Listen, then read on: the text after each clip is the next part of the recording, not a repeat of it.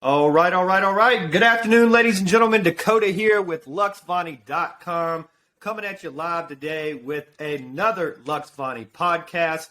Today, you guys are in store for a super incredible treat. We've got a dear friend and a client of mine, Mr. Thomas Bell.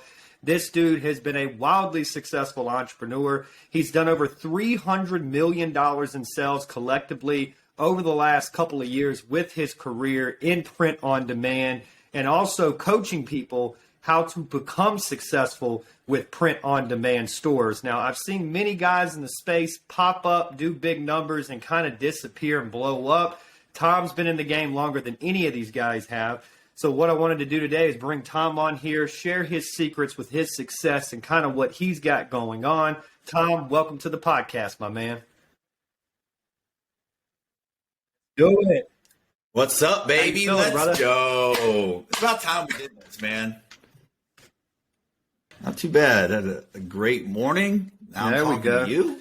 So what I want to do Doesn't get much better than the that. whole premise of this podcast is to take the information from the subject matter experts who have it and give it to the people who need it, right? So what I want to do today is let's start out, before we get into all of your success and all of that, I'm super obsessed with upbringings and the psychology of what makes humans tick and work, right? So with you, take us back. Let's jump in a time machine. Let's go back to your childhood. What was Thomas Bell like growing up?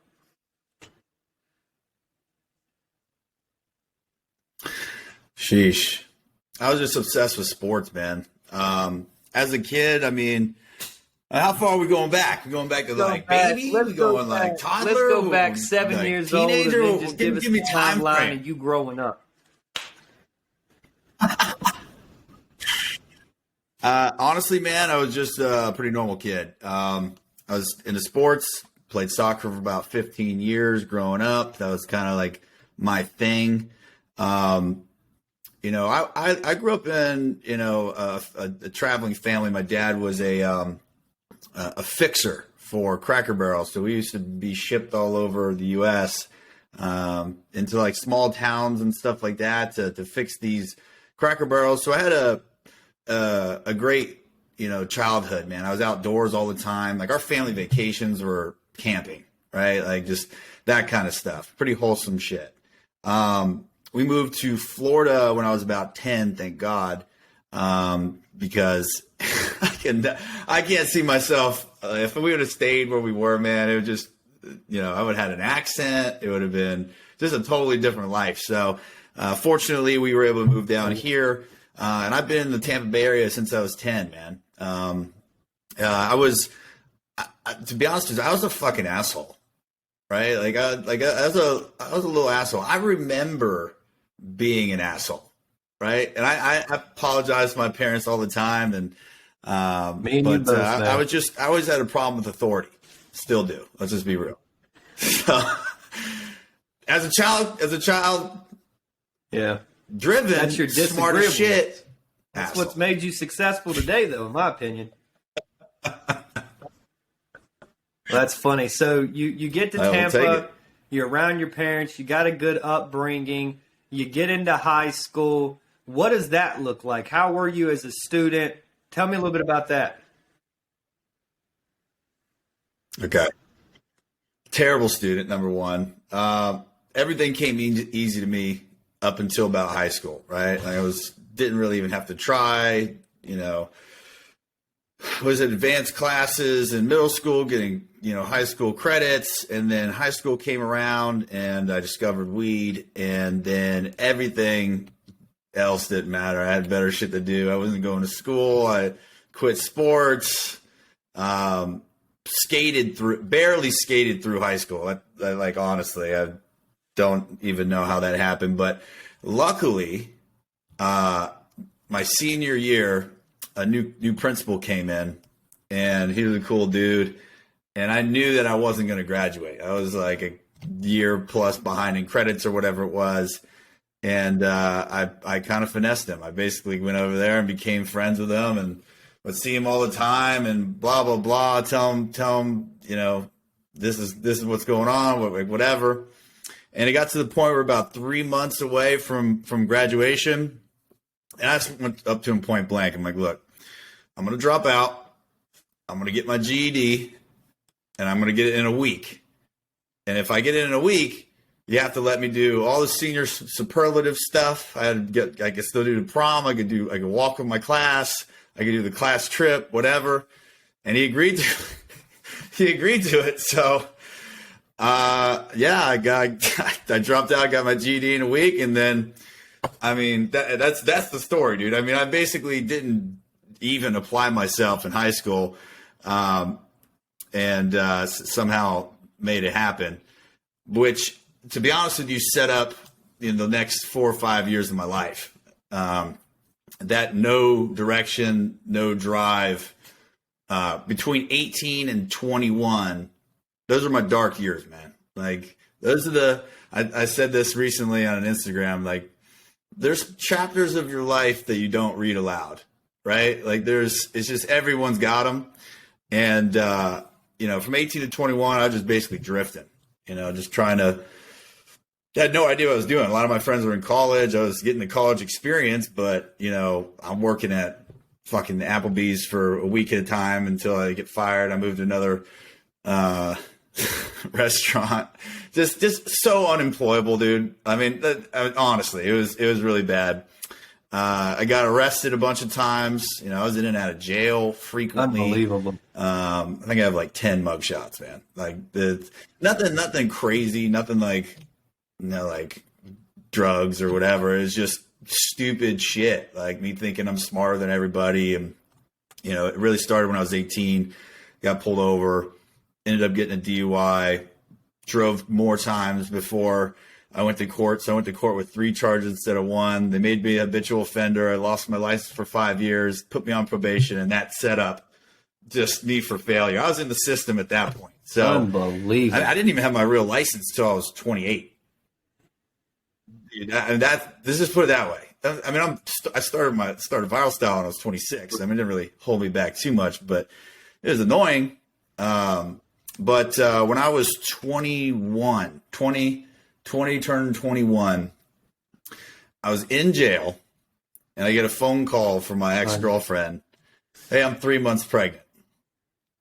And that call did not fucking go well, right? Like, it was, right. What are you doing? Why?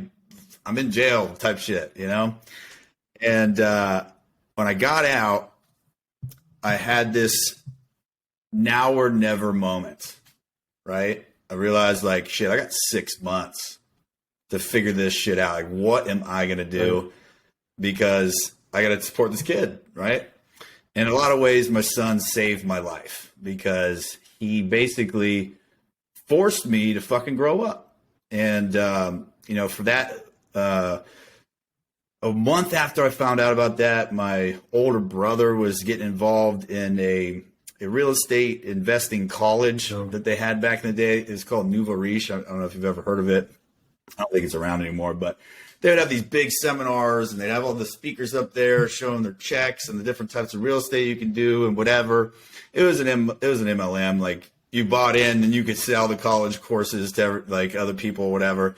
But I just saw the checks. I'm like, look at this fucking nerd up here. I can do this shit, right? Like, this is they were showing big money. I mean, $70,000, $80,000 checks on flips and stuff. And so I dove in heavy into real estate. I bought all the books. Yep. You know the books, fucking Think and Grow Rich, Rich Dad, Poor Dad, 4-Hour Work Week. Like, I was fully heavy into personal development while I was trying to learn real estate, learning everything I could about it. And, so this is by the way, I didn't mention, this is 2009, right? So this is right at the fucking peak of recession, right? Like, everybody's losing their houses and everything like that. And my parents had opened a business at the worst time possible, right when it started, and they leveraged the house and everything like that. So I realized that there was a short sale opportunity there. And I saw this guy on stage. He's like, you could do short sale flips. You can actually negotiate the price and then find somebody to flip it to later. So that was my main focus. My first deal was my parents' house. So I basically learned everything I could about it. But then I just started calling all the 1-800-WE-BUY-HOUSES numbers online and just fucking hammering these people with questions. I didn't know what the hell I was talking about, but a lot of them were like, "Do you know what you're doing?" kind of thing, like whatever, like. And then I called this one dude and I just hammered him with questions about this process and everything like that. He's like, "Wait, like, let's just meet up for lunch tomorrow. We'll talk about it, whatever." So I met up with him. He didn't realize I was 20 at the time too. So like he was kind of shocked about that. And he saw I was hungry. He saw that I, wanted to make it happen. I told him, I'm 4 or 5 months out from this baby. So he kind of took me under his wing and he gave me the leads. I mean, he's like, "Look here." I mean, he literally gave me pieces of paper. Like he's printed out these little lead sheets from the property appraiser website. He's like, "Take these, go to whitepages.com and fucking skip trace these people for free and just start calling them." Right. So I'm cold calling people. I'm getting I'm literally calling hundreds of people just to see if anybody's interested in selling their house. I understood the basics of how to actually do, product research or getting into e-com again.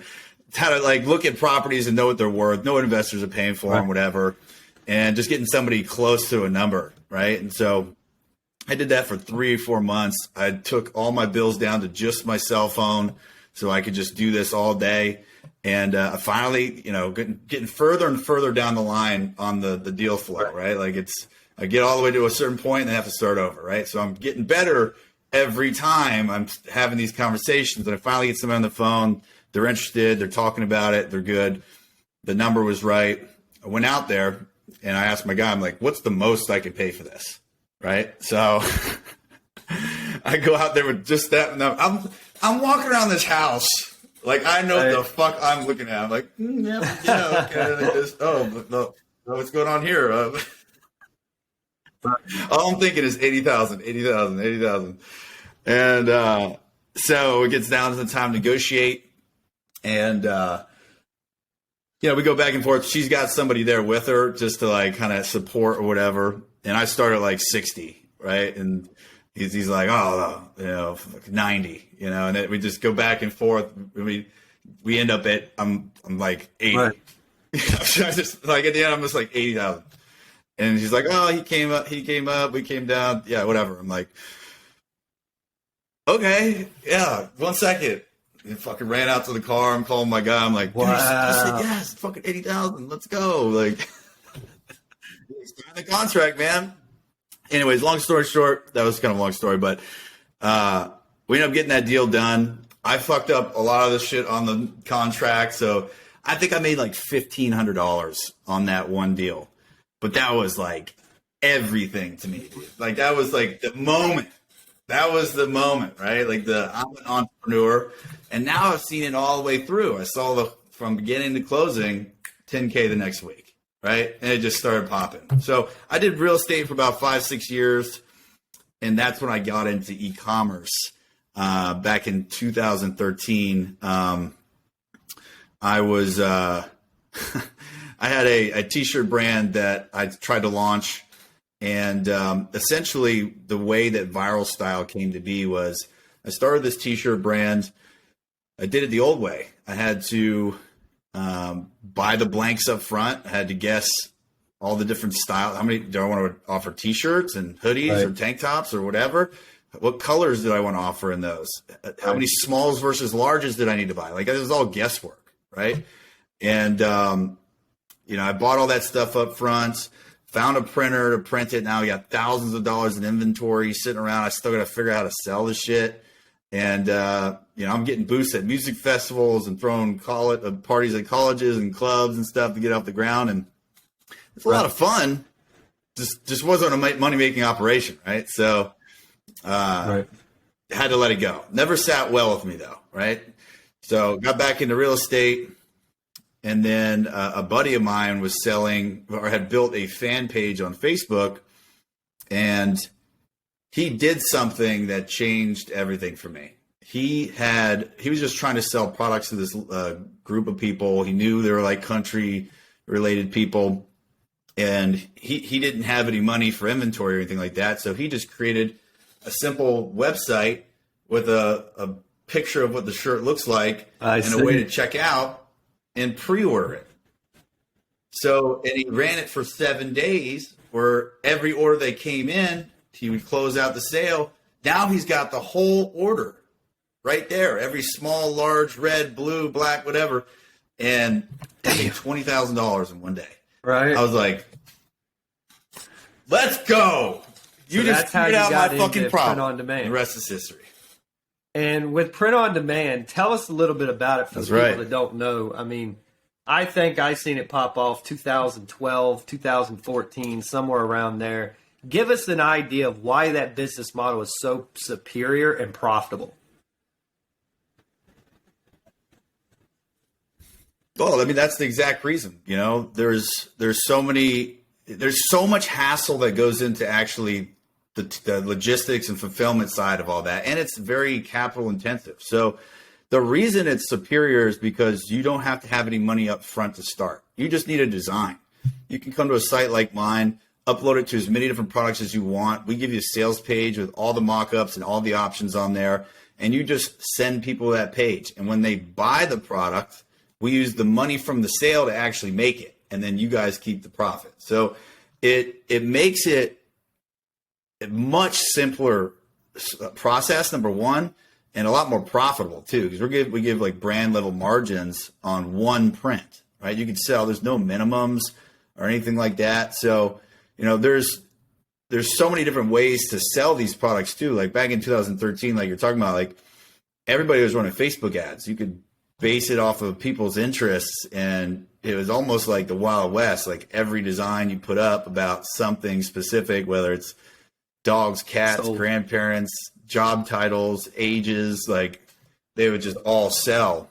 It's gotten a lot more competitive now, and you know, more people know about it and everything like that. But there's marketplaces and things like that you know are a lot easier to sell through, like Etsy and Amazon and stuff like that. You don't even need to get into Facebook ads. So it's a great way to, number one, I still think it's one of the best ways to get into e-commerce, right? I mean, when you think about like e-commerce in general, print on demand is just a small niche part of it, right? A lot of people just think about drop shipping, they think about Amazon, that's it, right?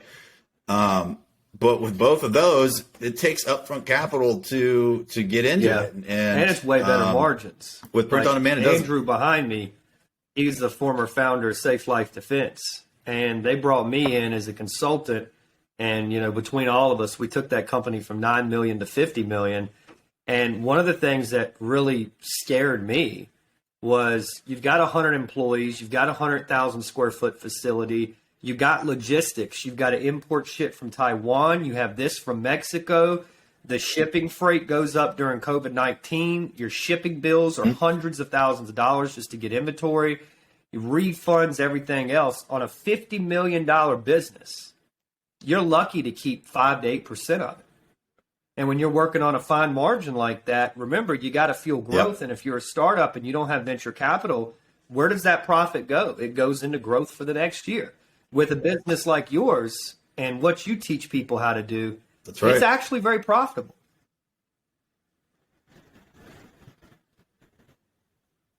It definitely can be. I mean, we've had hundreds of people within our site make 6 or 7 figures. You know, again, 300 million is not me, right? That is user-generated revenue, right? These are the guys that are, we just facilitate everything with our software, right? We just make it easy for them to sell whatever they want around the world. You know, we ship to 160 countries every single year. We've got, 50 to 100 different products that you can sell. And it's honestly like the margins that we give, we're a volume-based business, right? We take a cut of every little piece that goes out, but majority of the profit goes to the sellers. You're not gouging people, you're setting them up to succeed, and that's why you guys have the run rates you guys have, because people are actually able to make money. So you've got the SaaS side down, you're helping support it, you're setting it up, you've got people making money hand over fist. Tell us a little bit about, if someone's watching this right now, and they're an entrepreneur. Maybe they've had some failed ventures. Maybe they don't know what to get into. Maybe they're dabblers, whatever the case may be. If someone wanted to get into print on demand, what advice would you give them?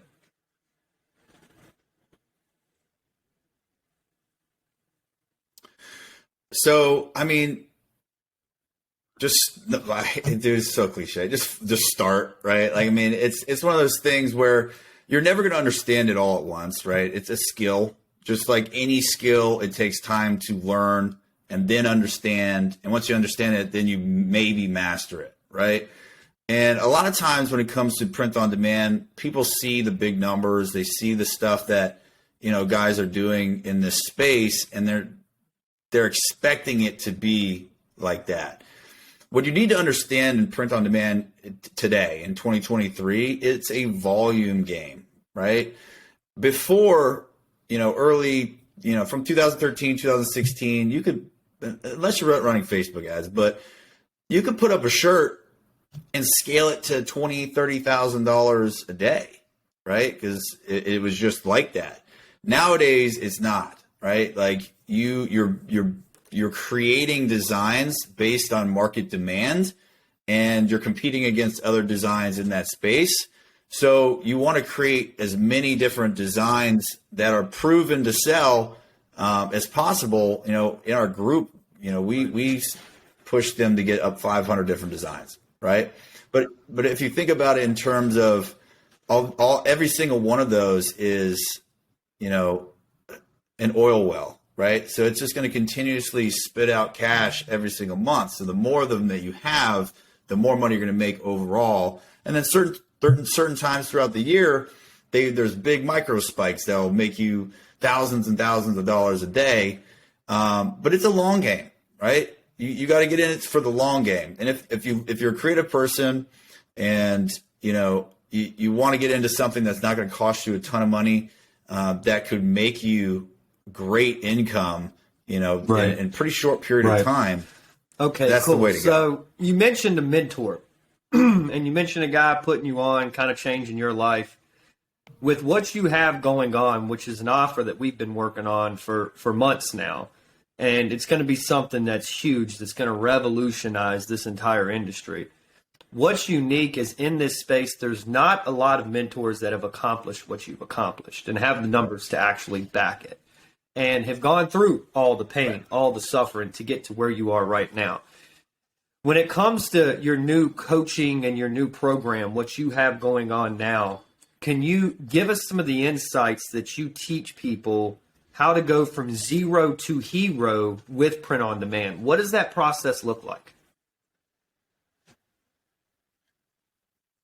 Well, I think one of the first things to talk about is the fact that I just have a different perspective on the industry than anyone else out there. Like when you talk about these gurus in our space, they'll pop up here and there, and there's some, pretty respected ones on YouTube and stuff like that. But in reality, they're sellers, right? They use services like mine to actually sell the products, and they have their own techniques and things like that. Where my course is different. It's a collective. That's why I call it the insider scaling system, because I've worked with hundreds of thousands of sellers worldwide. I'm personal friends with some of the top sellers in the world. I've sat at their office. I've met them. I've sat in their office. I've met them, their employees. I see their systems and processes. And that's why I was able to create this program. And this is the first program I've came out with in 9 years, bro. I mean, this is the sign of a real businessman, right? I don't have any ClickFunnels stuff behind me here. This is Inc. 5000. This is viral style, being recognized by Inc. 5000, one of the fastest growing companies in the US. That's the difference, right? So when you come into my program, if I was going to release something, knowing everything I just said, it had to be the best one out there. It had to be the best program. It had to be the most complete. It had to be it literally had to be broken down into actionable steps that made sense and based on data, right? There's no guesswork involved here. You can literally go watch a video and go do it, right? Come back, watch the next video, go do it. And that is what takes you, and to understand. Remember I was talking about learning, understanding, mastering it. It's a repeatable process, right? So we'll go through that whole process once, you start over and do it again. And that's how you become successful in print on demand. You learn everything from product research the right way, right? So the only thing that matters in print on demand is products that are in demand, which is search volume and sales velocity. If you can find search volume and sales velocity, you can take a piece, right? The second piece is the designs, right? So as long as you have your list of products that you've done research for, you can see what design styles are selling the best. You can build a list of those design styles. So when you're going to recreate one of those original designs, now you have a list of different design styles that you can test that are proven to sell. Then you have to market the products. From there, basically all you're doing is taking all the effort that you've done in the very beginning, all the keyword research that you did, all the design research that you did, the recreation of your design, and then optimizing your listings so that you're guaranteed engagement, right? Views, clicks, purchases on your products. Etsy is a feedback loop algorithm.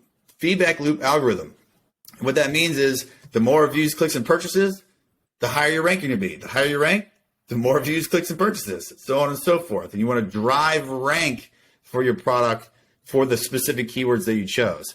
And it is a strategy that is repeatable. And I took it a step further. I could have just sold that right there. I took it a step further because I want people to build a real print-on-demand business, okay? You don't want to have another job, or no, this isn't a side hustle, okay? Once you understand that first part, the idea, the design, and marketing, and you've done it enough times, you'll understand where your time is being taken up, which is why we added the automation piece to it, where you can build out systems for that strategy. You can systemize the strategy so that you are not actually doing the work. You can pay someone a very low amount to do all that busy work, saving hours and hours and hours a week of your time, and it'll be better. The products will be better, the designs will be better, the listings will be better, and you'll free up your time, and you'll be able to actually scale up to that 500 product goal that we're talking about. And we got guys that do way more than that. And I just posted a video that dude's got 18,000, right? But he's done $8 million in profit with that, right? Which that's with our product costs taken out of it. So he's probably done, 15, 16 million, and that's print on demand, dude. I mean, that was the real goal here is every course I've ever seen just teaches the strategy. What I wanted to do was take it a step further and show you how to systemize and build a real business. Because there's too many people stuck on the rat race, and if you can get into the marketing, the scaling, the systems, I tell everybody, it's like with any offer, whatever buckets, whatever holes you have in your process at a low amount is just going to scale with revenue. So if you don't have those operations and those systems and a mentor guiding you who has been through it, you're set up to fail. You're destined to fail. So I think having someone like you on your corner, I mean, I know what your time's worth. You're a very successful guy. You print money like it's nothing. So with that being said, if I wanted to hire you, I'd have to pay you $1,000 an hour. I mean, easily. But with what you've created, you've got it set up to where, one, training is not something you've done, it's something you do. So you understand that. So you can reiterate it, you can reiterate it, you can get these people successful. For sure. But the way you've laid out the program, the action steps with it, it's very complete.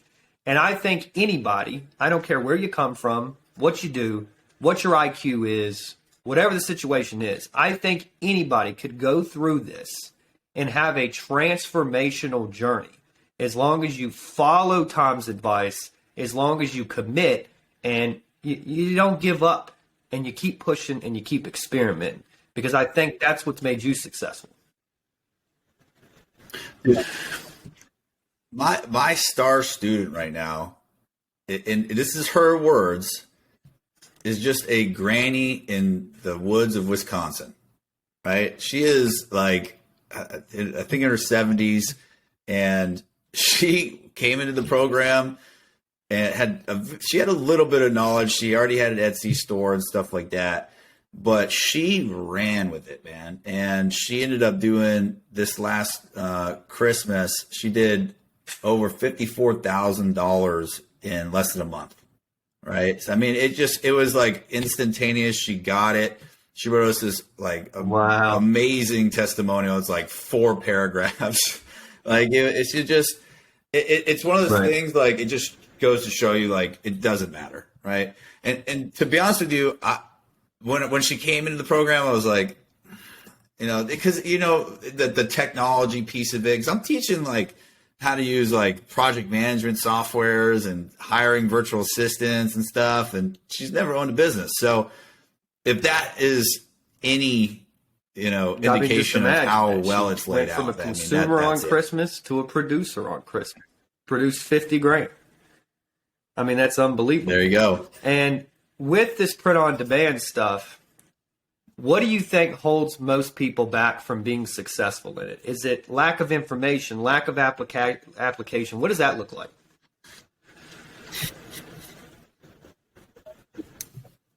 Right. I don't think it's one specific thing, right? Because, one of the main reasons most business owners fail, not necessarily just print on demand, is that the curve between the cost and the results. Have you ever heard of the fish model? Right. Okay. So just imagine like a drawing of a fish, right?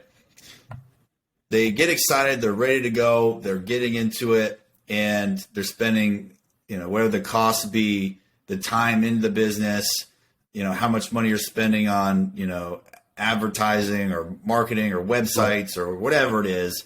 Those costs start to build up, right? Whereas the results never are in the beginning. The costs are always going to be higher than the results, and eventually there's a curve, right? But if they've been in it too long, most of the people quit right here. The peak of the results and the peak of the cost and the bottom of the results, right? That's where the most people fail. If they would have kept going and kept trying, they would reach what's called a point of inflection, right? That's where the results start to outweigh the cost of what you're doing. Now, your costs may not be going down, but, in terms of the results, you're getting more out of it. And that's where most people don't make it, right? And that could be a number of different things, right? Because there are, a lot of details within this business that people aren't giving away for free, right? So there's the how to do product research. If you can't get past that point, you're not going to get to how to do designs. If you can't get designs done, how are you going to actually market the products? I mean, there's so many different ways that people will get to a point and just stop. But as far as like the main reason, just like any business, it's just because they quit. Just like any business. That's the main reason. That's what I'm saying. Like, it's not just print on demand. That's why I like the fish model. When I saw that, I was like, that is literally the perfect example of what happens. Quit before you get to the fish head, which is where it all pays off. I like that analogy. That's really interesting. And the other thing that I think, you run around with a lot of powerful guys. We have a lot of mutual friends in common. Los at Powerhouse put us together. And people like Ravi, Scaling with Systems, guys that are making $2-3 million a month. And what I find interesting with you, unlike a lot of my other clients, is yes, you respect, hiring experts, working with the best, doing everything you can. But on the back end of it, after having countless conversations with you, I think one of your superpowers is you are a freaking internet marketer. Like, it at a very... I've worked with a lot of people, and like your webinars, your presentations, your understanding of funnel architectures, value ladders, tripwires, how to do this, how to do that. You're very talented at it to where you're almost scary because you know just enough that can really get you by. What do you think? How important is internet marketing funnels to really scaling and being successful in any business?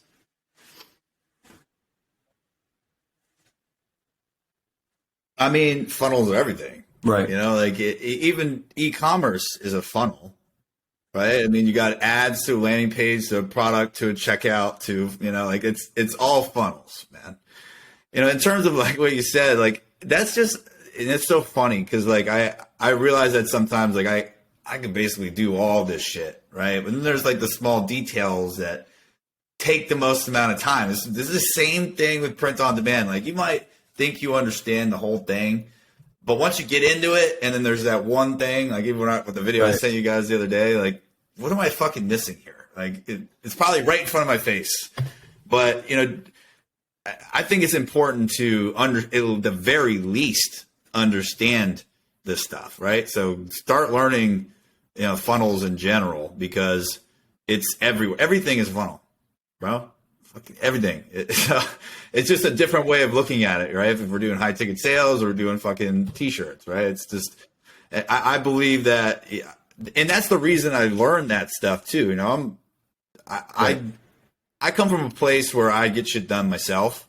You know, when I hire people, it's to make my life easier, right? It's not like I need people to do this stuff for me. Like I could, like you said, I can create the webinar, I can build the funnel, I can run the ads, I can do it all myself, but I want somebody that domain that's what they are. That makes all the difference, right? To do for me, right? Right. That's all they focus on is that one thing, right? That's what they do, and that. I've got a lot of shit that I do. I know how to do this, but I'd rather somebody that's all they focus on. I'd rather pay. Well, that's why you're successful. And I think for their entrepreneurs expertise, following this right now that are somewhat successful, one of the quickest things you can do is you've got to understand what your time is worth, and then you've got to automate, delegate, eliminate. And as an individual, would you rather have someone that's decent in 10 things or super good in one domain? So it's like it's a balancing act, but there's so many. Right. Thing. That's the same with hiring, you know, like if you Right. have a specific job, you're going to hire somebody for that specific job. That's the other cool thing about you is like, yeah, you have this what's the business. point? You have a lot of big agencies you work with. You've got a lot of moving parts. But the thing with you, you're traveling all the time. You're snowboarding, you're tearing shit up, you're taking your son to airsoft tournaments, you're supporting him, you're hitting Vegas, then you're going to Colorado. Like, you're always having fun. How does an entrepreneur set their life up? I mean, look at this. Look at all the trauma you've gone through, all the pain, all the stuff, getting into trouble, and then somehow you flip it all around, you turn into your superpower, and now you've got the ultimate life. How does somebody design a business around their lifestyle?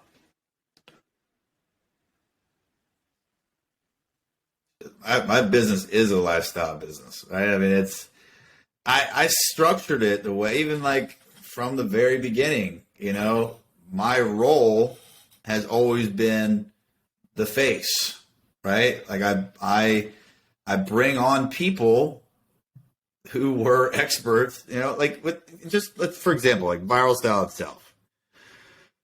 My business partner is a CTO. He's a brilliant guy. What I tell people is right. He builds it, and I tell people about it, right? And then, you know, there's different, you know, compartments of our business that need human capital, right? So like the fulfillment department, the customer service department, and whatever, and everything just kind of flows through me. It kind of runs itself to an extent, right? We all meet up for, you know, high level meetings and making sure things are still moving forward. The needles are getting moved. We're capitalizing opportunity. We're putting out fires, whatever it is. But that frees up a lot of my time. And that is actually one of the reasons I got into the coaching program, is because I want to, it only like trickles down into Viral Style, right? So I create this program that teaches people how to become the top sellers in the world for this industry. Like the way that the top sellers are selling them, right? And they're using my service to sell the products, right? So it's a funnel. You get it. Let's go. I mean, it's just I get to double and triple dip, right? And then, there's the people that don't want to learn the skill, but they want to get into e-commerce, right? They've got the capital to do it, and they want to work with an expert, right? So they'll just pay me to build the stores for them, right? That's, it's an interesting world here that I'm, to be honest with you, I'm fairly new into the high ticket stuff. Right. I mean, it's not my thing. It's just why I hired you.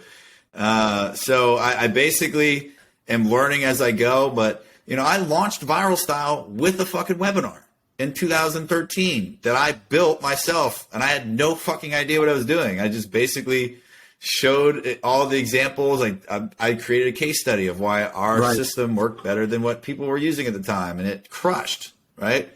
And that's it's funny to think back about that kind of stuff because it feels like it's so fucking long ago. Worked then works now.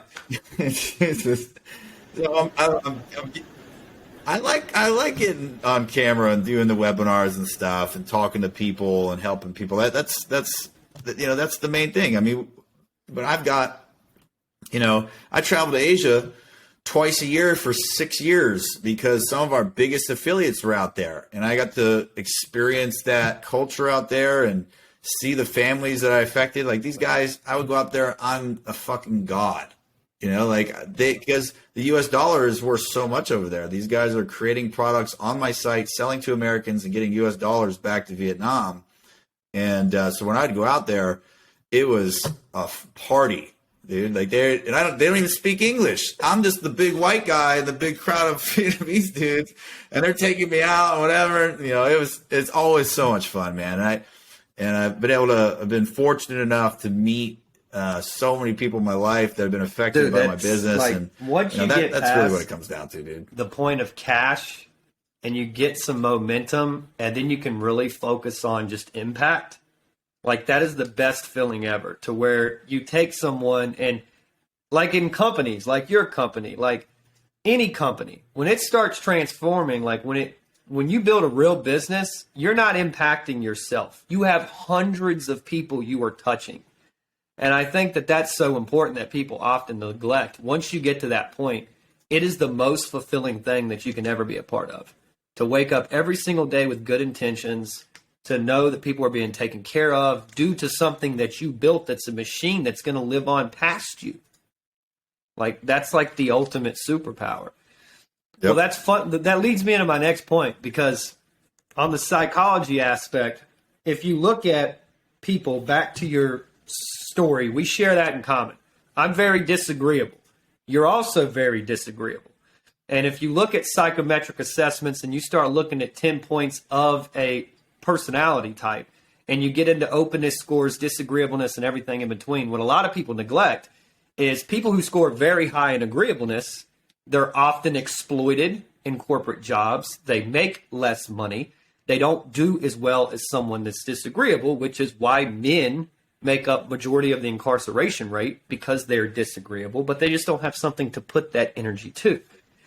With you being disagreeable, I think that that's your superpower, because one, you're willing to push past boundaries until they break or until they push back, and then you push some more.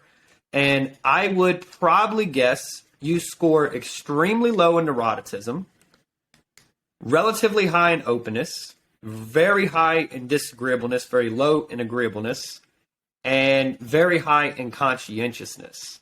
And I think with having that blend of that creative and everything that you have, that's been somewhat successful. Could you tell us, how do you think being disagreeable has supported you in your journey?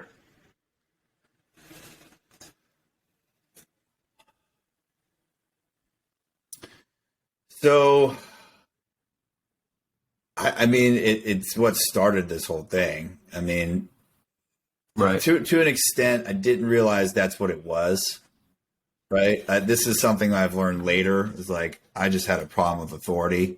Right. And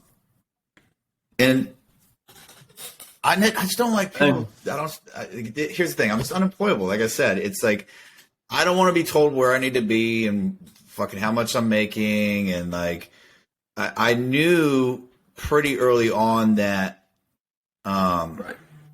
I wanted to do something, but I had no idea what it was. Right. And I back and honestly, dude, and when I was 20, being an entrepreneur wasn't cool.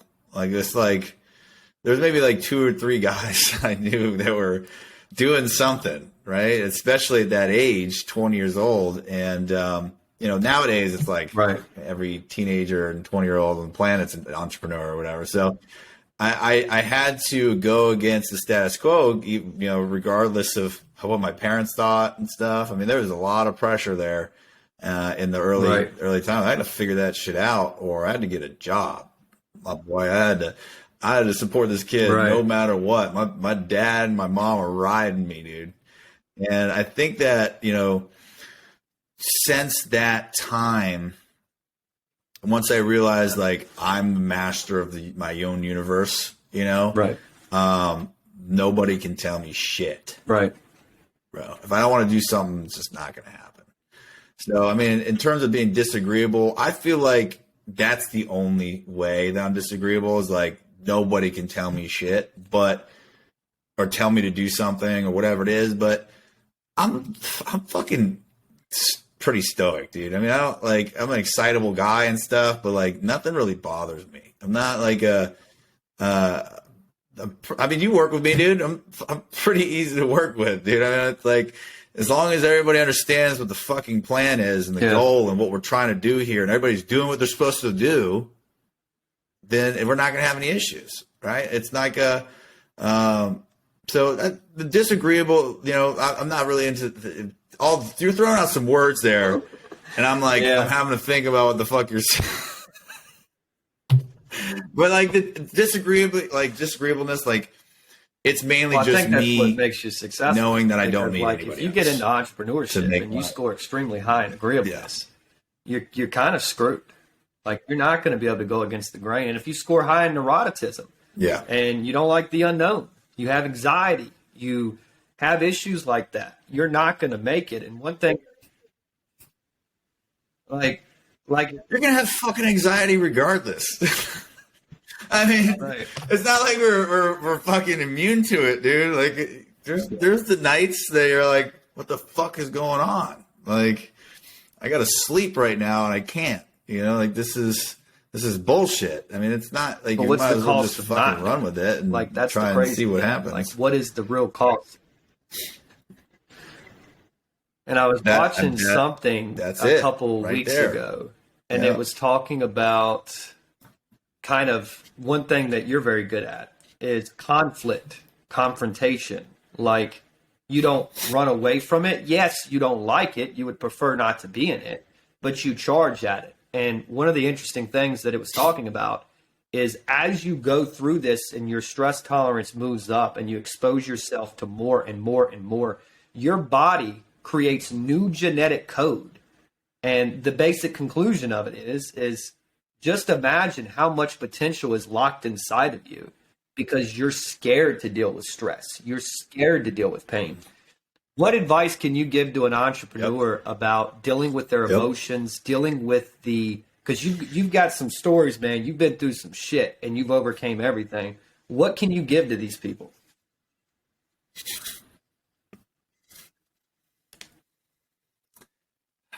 Stress, negative emotions. Just how to deal with stress in general? The pain of entrepreneurship, the suffering. Like, that's what it really is. This too shall pass. I mean, here's the thing. Like I just said, like, we all have days. I'm sure you still have them too. I don't know. You're you're that big boss over there, but like, I mean, they're going to happen regardless of what's going on. Like I've had moments where I was on the top of the fucking world. Like I was making more money than I've ever made in the shortest amount of time and whatever. And the negative thoughts, you just need to be able to recognize intrusive thoughts, right? When you realize that this is not something that you actually believe, right? This is just something that is what they call intrusive thoughts.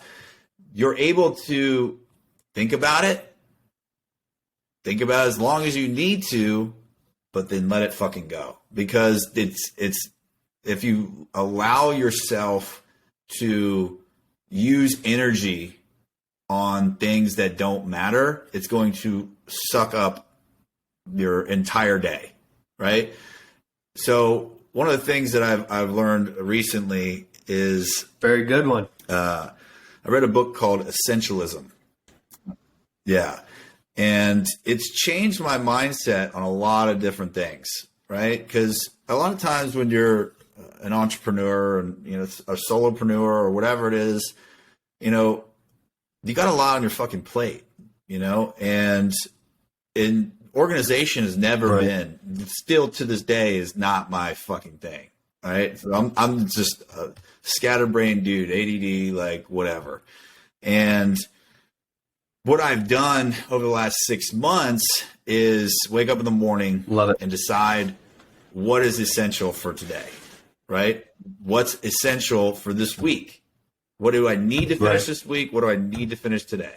And that's all I do.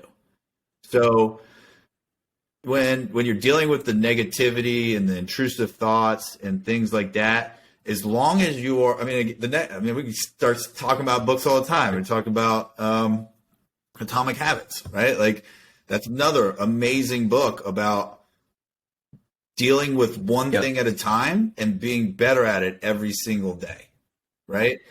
So the negative thoughts are going to happen. It's no matter what, right? Because even if it's going well, you know it's not going to last forever, right? And that's an intrusive thought. Like, what do I got to do after this? But you use that, right? Be prepared for it. Think about how to get around that. Don't let it fuck up what you're doing right now, right? But yeah, man. I mean, those types of conversations, like it's interesting because you don't really talk about it out loud very much. It's kind of more of an internal processing thing. Yeah, it's difficult because I think about mindsets and I think about habits. And if you look at Successful, it all boils down to certain things. It's, you know, what they do, how they function. And you mentioned, you know, highlights, the one thing, Gary Keller, it's the same thing as essentialism, you know, focus on what actually moves the needle. And you're very structured like me. You time block, you have creative time, you focus on what moves the needle, and you don't let the chaos drive you away from order. And I think any entrepreneur. Yes. To be honest with you, this is pretty new for me. Like, I've just been a scrappy fucking guy. I mean, it's, you know, and I've also very good at, you know, personal relationships. So a lot of my success is because of the people that I've met and shared visions and different skill sets and stuff. Like my business partner and I are completely different. You're extroverted, he's introverted. Like, just like 100% opposite. And it's worked for us. But I mean, we're just completely different, and it works for us. So, you know, I don't even remember what we were talking about, but yeah, I mean, it's like it's one of those things where I am just now learning my organization needs to fucking be fixed. Like that's why I'm so focused on it right now, is because I've wasted so much time. I've gotten this far, just fucking winging it. If I could structure it, which is what I'm focusing on, the next fucking 5-10 years, fuck off. Yeah, well, what does the next 5-10 years look like for Tom Bell?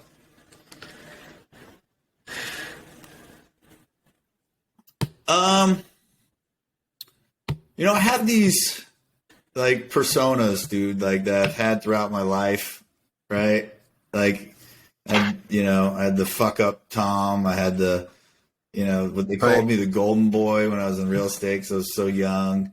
Now I'm e-com Tom, right? So like, you know, viral style is my baby, dude. I mean, I've been in it for 9 years, you know. I don't think it's my end game. You know, I don't think I'm going to be in this thing forever. I have other things I want to pursue, and I'd like to get back into real estate, right? I wish I would have stuck with it at some level. I was so early in the game. I was so young and stuff like that. And there's so many things in my life that I was early on, and I didn't realize it at the time. And if I would have just kept it, you know, like, it's again with the fucking structure and stuff, it's like, oh, look at that. Let's fucking try that out. Oh, it worked. Cool. Let's stay with this. But fuck this thing, you know, like the next 5 to 10 years, I'm just focusing on, you know, building the life for me and my son, dude. I mean, we have a pretty incredible life as it is. I have goals, you know, monetary goals. I'm pretty good. You know, like I'm not too worried about being a billionaire or anything like that. Cause I have a life, dude, and I'm a pretty wild guy. You know, like I literally have a neon sign and a painting in my house that says "Live fast, die fun." Right. So like, you know, I enjoy doing fun shit and traveling and fucking hanging out with friends. And, you know, I would like to elevate, obviously, in a lot of ways. But, you know, my main goal right now, I have a 13-year-old son, dude. He's about to be gone here pretty soon. So and you've set that up, next 5 years are for him. You deserve it, and he deserves it. And I think it's important to, you know, understand you got to build your business around what you want. So if you look at like psychometric profiles of founders, you've got mountain climbers. Those are your Elons, your Jeff Bezos, whole different deal there. And then you've got freedom fighters like yourself, lifestyle businesses. You're doing it to fuel everything. And then you've got craftsmen, which are just guys that enjoy doing what they do. Like my buddy Sean Valser. Dude loves copy. Like, that's his thing, man. That's what he loves to do. He would do it for free. And I think understanding who you are, your tendencies, your habits, developing your mindset. I mean, here you are, successful as you are, and we're still talking about books. Like, dude, I listen to books while I work out, man. Like, I'm just consistently looking for more information that makes sense. And you read a book, one sentence, you know, that's the one sentence that you'll take out of that, or that one chapter that's like, that makes sense. And that's what you'll remember, right? I couldn't tell you what all these books are about and all these different things, but there'll be those little snippets of gold. They're like, I can apply that to my life. I see what they're saying, blah, blah, blah. And I think another really interesting thing is I have always been very good at recognizing and capitalizing on opportunities, right? I'm a big picture guy. I can see how things can turn out. But I'm not an operations guy. I'm not. So I'm learning to be a little bit better, but that is not a skill set that I'm good at. So that's another thing that I'm learning right now is just how to be a better manager and whatever. So, you know, it's important to continuously add more information. And it's good to know what you're not good at, what you are good at. Double down on your strengths. Find people to bring and fix your weaknesses. Like, I'm like you. I'm like a crazy kid, dirt bikes, four-wheelers, pushing everything. And then I had to morph into a different person. And I tell everybody, like, I die like every other year. Like, the old me dies, the new me's born, new habits, new structures. It's evolution. And I still have these tendencies to where I'm like, I need adrenaline. That's why I have the street bikes, the fast car. I need something that's instant gratification, unlike entrepreneurship. Because entrepreneurship is so delayed. It's like on a bike, if I go to the track, I'm going 160. My lean angle's right, elbows close to the ground, knee. If I screw up, it's instant. Like, I know then and there, boom, instant feedback. But that flow state, bro, is so addicting because everything disappears. It's you and that. And I chase that feeling because I don't drink. I don't do anything else. No, dude. And it's you're going to say, you don't have any vices. That's your vice. Mine's the opposite. Right. Yeah, mine's the distractions.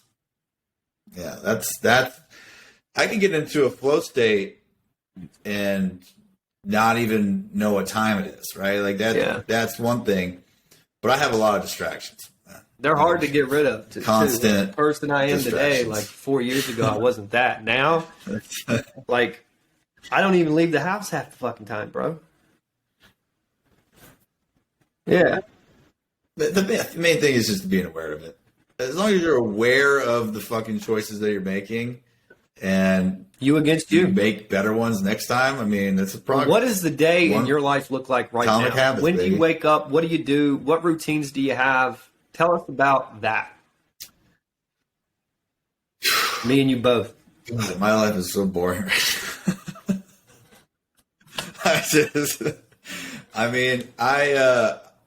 I'm a night guy. So my son goes to school at 9. Right. So I'm up at 8:45. I'm up just in time, drink some water, take my supplements, drink some coffee on the way to drop them off. And then I'm back in here. I'm in this chair. I'm working most of the day, whatever I find essential for that day. And then, I'm at the gym. All my food is, I have a house manager, so she comes in and on Mondays and cooks all my meal prep and labels it for me and stuff. So food's just go out there, grab it, heat it up, bring it back in here, eat it. Right. I mean, my weekdays are very routine, So I enjoy the routineness though, because we're talking about the structure and things like that. Like that was one of the reasons I hired her, is because I was wasting so much fucking time just going to get food or thinking about what to eat or fucking whatever. And now I don't even have to, I don't have to worry about anything in the house. It makes such a Laundry, difference. fucking cleaning, food, it's all done. And it saves my hours of my day, and I don't have to think about it, right? So, I mean, in terms of like the day-to-day, since we've gone remote, the building that we've been in for the last 6 years is being demolished and high-rise is going up there in downtown. So this is the first time I've really worked from home. So it's a little different. It's taking some getting used to. Me too. I thrive on, I love human interaction. And I'm an extrovert to full fucking everything, right? So, I mean, it gets a little lonely in here, but, that's where my... I'm a weekend degenerate. I'm not even gonna lie. And it's not bad every weekend, but if I go out with some friends, it's probably gonna get out of hand. So, I use that as an outlet. You're always working. I get work done on the weekends too, though. I mean, it's not like no. Yeah, it's not like anything stops, right? It's an everyday, like at least in the morning, gotta do something towards work. Right. I'm taking calls throughout the day, regardless of where I'm at. Yeah. It might be loud around me, but I'm taking the call. I think that structure that's routine just a part of the does game. help. I mean, so many people get caught up and just working on what matters, time blocking your schedule, doing those little things can give you such a competitive edge. And I've taken it to an extreme, which I probably shouldn't have, but it depends on what your goal is and what your lifestyle is. So I wake up at about 8 Pacific, which is kind of later for you. I wake up at 8, start the day with cardio. After cardio, I got this crazy, like commercial grade espresso machine that you would find in like an office. I was like, fuck this. I'm just buying it. Cause I was Nice. doing the Grubhub thing, ordering, like I spend like $4,000 a month on Uber Eats and Grubhub, bro.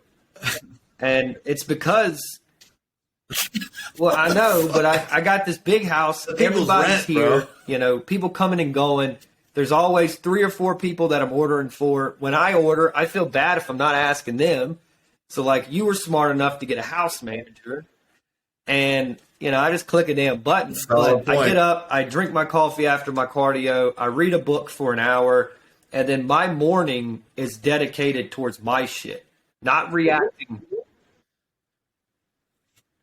So you're not even in I'm work in mode work mode till at about 10, but it's all around my agenda. I don't react to other people's agendas. So the problem that I have is I don't cut my phone on until 12 o'clock typically. Right.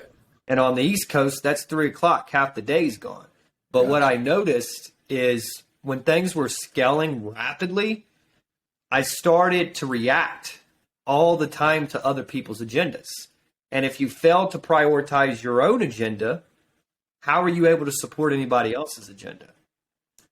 So I started prioritizing my agenda in the morning and then open myself up to react for the evening. And as far as like stress levels, you know, worrying about what's going on, I started to get a peace of mind from it that really helped.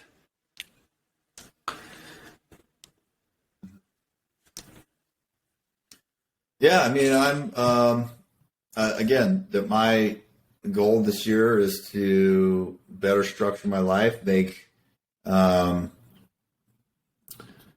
decisions that, you know, I've invested in another company, you know, that's the other thing too. I don't know about you, but I've made some bad investments. I've made some bad investments, and I decided last year that, hey, these are Tom's rules of investing, right? It's like, I'm going to only invest in the shit that I understand. That's it. I don't care how excited people are about it. I don't care what the pro forma looks like. I don't fucking like. I'm only going to invest in shit that I understand, and it's made a big difference. And it's actually opened up a lot more opportunities for me too, because, you know, I talk about that. Like, you got some people are coming to me for e-commerce plays. Right. You know, my business is print on demand, but I understand everything, right? Like, you know, advertising and just e-commerce in general. You know, one of the only things I'm probably not the most proficient at is Amazon, but, you know, I know everybody in the space, so if I ever wanted to learn, I could. But, you know, to me, it's just calming the fuck down. I'm going to be 35 in a month, you know, so still having a fucking blast. I'm taking trips all the time and stuff, but, you know, some of the things that I've done over the last, say, 10 years, could have been essentialism talks about that too. Time not getting spun out. You know, we get spun out, and I've made investments in restaurants. Lost my ass on those. Had people take money. Today, I have $500,000 out on the street. Today, and I just consider it gone. But you know, the problem of it is like now. I used to love the masterminds. I used to love to go to this stuff. And when I was living with Belfort, travel, do this, do that. I'm to the point now, man, it's like the cost of doing shit outweighs the cost of me just sitting in this damn house. Yeah. Yeah, I mean, that's true. That's another thing that I'm also, this year specifically, learning is I'll be taking trips that I probably shouldn't be taking. I have shit I have to finish. I was in a rhythm, you know, before I left. I came back, lost it, you know. So those are the types of decisions that are becoming a little bit more but they're also important too. Important, I guess. Like you go well, no, I mean, I'm always going to take the trips. I got shit that I'm always going to do. You know, it's just if it's available, people are going. These are close friends of mine. Sounds fun. Like, I'm probably going to go. And I've set my life up to be that way. But you know, seasons. I work in sprints. That's the way that I am, and unfortunately, I work the best under pressure, right? And that is a bad habit of mine. As a procrastinator extraordinaire. But I get it done, right? So, you know, if I know this has to be done or whatever it is, it'll get done. It's up here the whole time. I know what I got to do. It's just put in the actual work. And that's how I work the best, is being like, fuck everything else with this. I'm the same way. I got to focus on one thing. I think multitasking is a fucking lie. I think you can't really do much with it. And if you can focus on one thing from start to finish, your creativity's better, your flow's better. It's not about just like work ethic either. And people watching this, like, you can work hard all day. It's about leverage. Like every business that I've ever been in, what I think about, and this is probably wrong to think about, it's not exploiting anybody, but it's basically, how do I replicate myself as quick as possible to where I can get out of the business and not trade time for money? That's always been my goal. Leverage human capital, leverage credit, leverage other people, leverage everything. And I think your life is built on leverage. That's why you're able to do what you do. Leverage. That's the insider scaling system. It's teaching you how to leverage other people's money to pay for other people's time and remove yourself from business. And I think banks, like I heard something, it's like banks, every bank, $1 is 14 to 1. So you put $1 in a bank, they get $14 out of it. So I thought to myself, okay, how do I replicate that? I'm going to replicate 14 of myself's, and then for every $1 I put in, I get 14 back. It's the same thing. It's just leverage. And I find that so interesting that people, neglect that when it comes to entrepreneurship, because it's a difficult thing. I agree. It is. Credit game is a whole nother conversation. I mean, I'll probably have a pretty good case study here in another month and a half about that, but just understanding how business credit works and all that stuff, and leveraging other people's money right now. Well, tell us this: people that want to be a part of you, learn about you, where can they go? Where can they find out about this new coaching program? We got a lot of crazy shit we're going to build. So if people want to reach out, where can they get in touch with you at? So I spend majority of my time on Instagram. That's where I post like my personal life and, more like lifestyles type stuff. I'll post educational stuff there as well, but it's at ecom.tom. And TikTok is where you can find everything print on demand. That's all I talk about on TikTok is print on demand. It's the same username, ecom.tom. And that's pretty much the best way to get a hold of me. You guys reach out to me there. I'll answer. The insider scaling system is in my bio. So either of those accounts, you can join from there. You can either, if you're just trying to get your feet wet, you're trying to understand what print on demand is, we have an ebook in there for you. And if you're ready to jump in, you have some experience, maybe even if you don't have any experience and you want to actually learn the proper way to build and scale a print-on-demand business in 2023, join us, man. There's a link in there for you to fill out a short form. Cool. And well, I highly suggest any of you guys that are looking for a side hustle or you're looking for something to go all in. It doesn't just need to be a side hustle. You can go all into this and build a full-time career in it. I've seen the numbers. I've seen the case studies. This dude's got a lot of success. I would highly encourage you guys to check him out and be ready for the shit that's going to come, because right now he's doing pre-sales. He's doing low-ticket stuff, trying to get as much value as he possibly can. But I'm going to tell you this stuff is underpriced over everything that's in the industry. We've done the competitive analysis. We've done the competitive market research. Eventually, when we start jacking this stuff up, you're going to pay a premium. So now is the time to get in. So make sure you hit up Tom. And if you're serious about scaling, make sure you get in Scaling Insider Systems. All right, brother. Let's go. Yeah, for sure. I appreciate you joining us today. I know we've been back and forth trying to get this thing scheduled for weeks, and I greatly appreciate it, man. It's all good, man. Dude, let's get back at it. Busy people, dude. That's what happens. Oh, well, thank you. I like talking to you. You know the real reason I rescheduled yesterday? Yeah, I only had an hour, but I got a chemical pill. So my entire face was bright red, and I was like, oh, God, he's not going to want to look at that pretty face. Oh, I get them once a month. They're very painful how'd that feel? at first, but as you start to progress up higher, Yeah, man, that shit falls off, and What do you got? Baby skin now? it makes a change. You got to get on that chemical peel. Word. Okay. I mean, had to do it. I've seen it. I didn't had know to that do dudes did it. My esthetician told me I did. Oh, yeah. awful Esthetician's acne. like, you know what, Like, dude? Let me just rip off your 25, face. 27 years old, dude. Like, it was so Oh, bad. okay. And we would go to like these.